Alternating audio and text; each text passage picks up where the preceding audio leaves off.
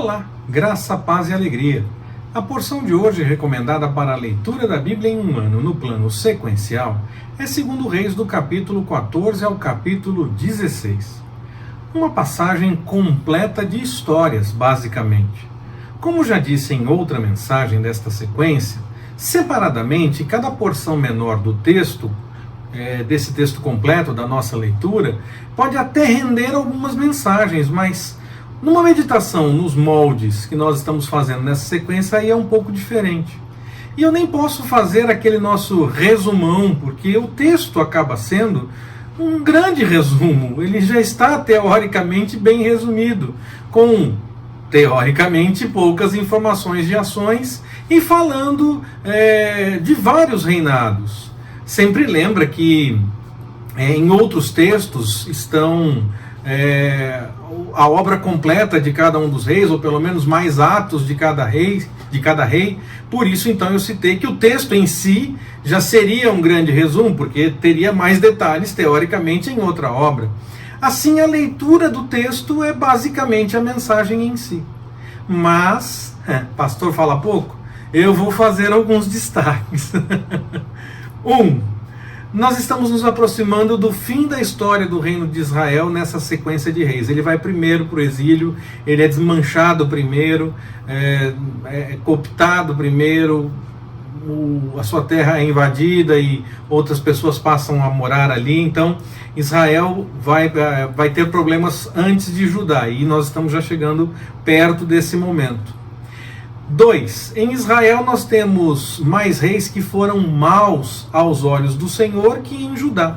Temos também em Judá, mas bem menos em relação ao que aconteceu em Israel. Em Israel tem muito mais reis que foram maus aos olhos do Senhor que em Judá.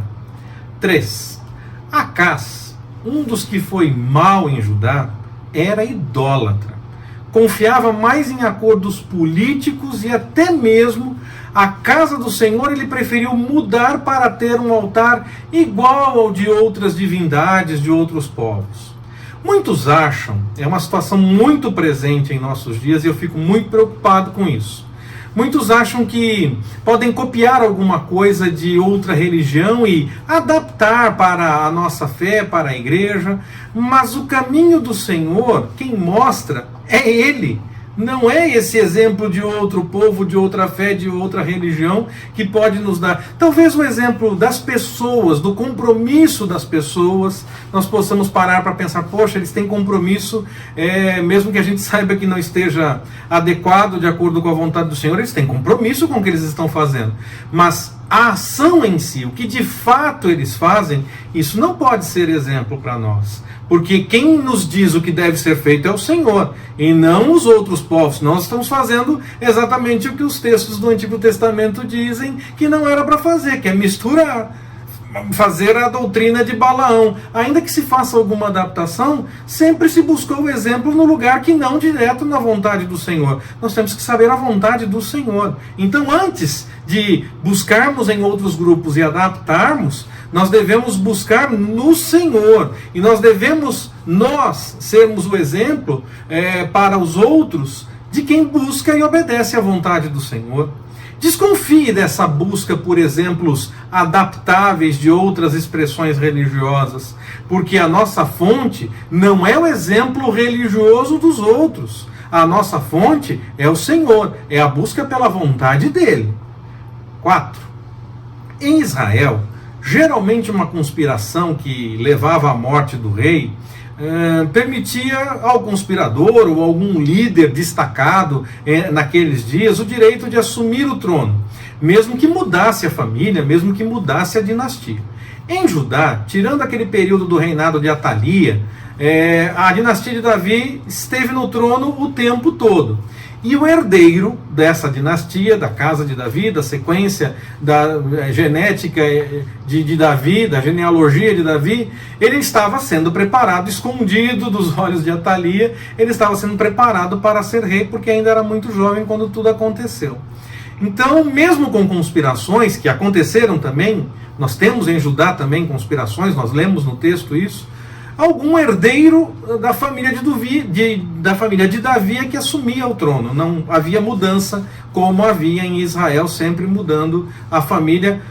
Algumas gerações às vezes se mantinham, mas logo mudava e tinha uma nova família comandando Israel. Em Judá não, sempre a família de Davi ia para o trono. Quinto e último aspecto que eu quero levantar para encerrar a mensagem de hoje, o destaque que eu faço agora é que o livro de Reis registra que Amazias, rei de Judá, fez o que era reto aos olhos do Senhor. Não fez como Davi, mas pelo menos ele fez. Está lá no capítulo 14, no versículo 3 da sequência que nós lemos para o dia de hoje. E o rei Jeoás, de Israel, fez o que era mal aos olhos do Senhor. Está na porção anterior, no capítulo 13, no versículo 11. Ainda assim, Jeoás, que fez mal, derrotou Amazias, que fez o que era reto aos olhos do Senhor. Como assim? O que fez mal aos olhos do Senhor se deu bem, e o que fez o que era reto, ainda que não como Davi, mas fez, se deu mal? Pois é o que o texto nos revela. A cada momento nós temos que buscar a vontade do Senhor na nossa caminhada. O simples fato de estarmos agora buscando a vontade do Senhor já deveria nos fazer entender a realidade de como isso se dá. Nós não podemos fazer o que nós quisermos e esperarmos que teremos a bênção sempre. Nós precisamos saber o que o Senhor quer que nós façamos a cada nova situação. Salmos e provérbios nos falam muitas vezes que o ímpio tem sim bons resultados, mas o livro de Salmos tem alguns bons momentos, o ímpio, e a recomendação desses livros é não ter inveja disso, mas seguir buscando a vontade do Senhor. Nós não devemos fazer o que nós queremos fazer, a nossa vontade, achando que vai dar certo porque nós buscamos a vontade do Senhor. Se realmente nós buscamos a vontade do Senhor, nós buscamos saber o que Ele quer que nós façamos e vamos fazer o que Ele quer que nós tenhamos que fazer. Nós vamos colocá-lo na frente de fato. Colocá-lo na frente de tudo é discernir a vontade dEle e realizar apenas o que Ele quer que nós façamos. E não fazer o que nós queremos e esperar que dê certo. Eis uma interpretação que fica muito clara na Bíblia, mas poucos conseguem entender. Buscar ao Senhor é buscar a sua vontade a cada momento e fazer apenas o que Ele quer que seja feito, e não fazer o que se prefere e esperar que seja abençoado. Nós buscamos a vontade dEle sempre. Que o Senhor nos abençoe.